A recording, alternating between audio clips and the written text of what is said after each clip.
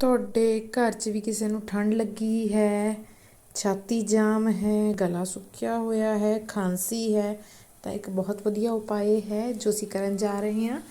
ਪਹਿਲਾਂ ਤਾਂ ਇੱਕ ਪੈਨ ਦੇ ਵਿੱਚ ਚਾਹ ਬਣਾ ਲਓ। ਪਾਣੀ ਉਬਲਣਾ ਅਸੀਂ ਰੱਖਿਆ ਹੋਇਆ ਹੈ। ਪਹਿਲਾਂ ਪ੍ਰੋਪਰ ਚਾਹ ਬਣਾ ਲਓ ਆਪਣੇ ਸਟਾਈਲ ਦੀ, ਜਿੱਦਾਂ ਦੀ ਮਰਜ਼ੀ।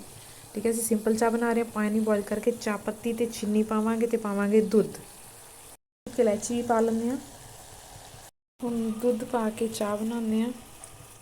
ਸੈਕਿੰਡ ਸਾਈਡ ਇੱਕ ਹੋਰ ਪੈਨ ਨੂੰ ਪ੍ਰੀ ਹੀਟ ਕਰਕੇ ਉਹਦੇ ਵਿੱਚ ਅਪਰੋਕਸੀਮੇਟ 2 ਚਮਚ ਦੇਸੀ ਘਿਓ ਪਾਓ।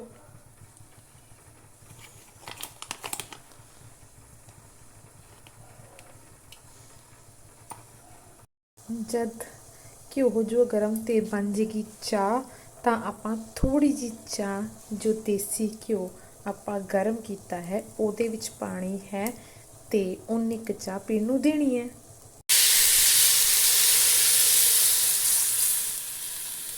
ਆਵਾਜ਼ ਕਰੇਗਾ। ਹੁਣ ਇਹ ਚਾਹ ਨੂੰ ਚੰਗੀ ਤਰ੍ਹਾਂ ਆਪਾਂ ਰਝਾਉਣਾ। ਇਹਨੂੰ ਕੌਲੀ 'ਚ ਕੱਢ ਕੇ ਪੀਣ ਨੂੰ ਦੇ ਦਿਓ।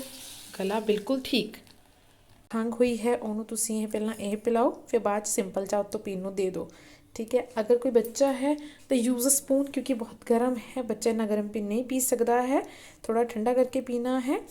ਅਤੇ ਪ੍ਰੋਪਰ ਪ੍ਰੋਸੀਜਰ ਕਿ ਕਿਵੇਂ ਇਹ ਬਣੇਗਾ, ਕਿੱਦਾਂ ਇਹ ਹੋਵੇਗਾ, ਤੁਸੀਂ ਮੇਰੇ YouTube ਚੈਨਲ DD Joshi 8855 'ਤੇ ਦੇਖ ਸਕਦੇ ਹੋ।